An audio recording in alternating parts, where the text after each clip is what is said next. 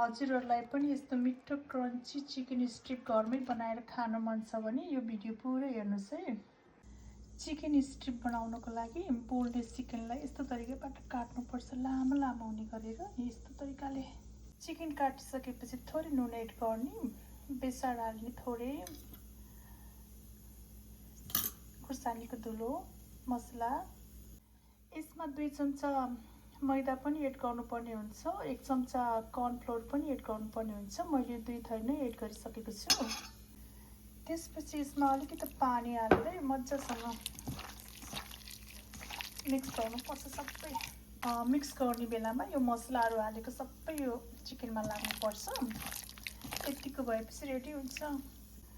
लास्टमा चाहिँ यो चिकनलाई मैदामा यस्तो गर्ने, मैदा यो सबै चिकनमा लागोस्। अब चाहिँ यो चिकन तार्नको लागि रेडी हुन्छ। कस्तो हुन्छ हेर्छु है त तारेर। अब मैले यो चिकन यसरी तारेर रातो हुने गरेर भित्रसम्म पनि पाकिसकेको छ। यो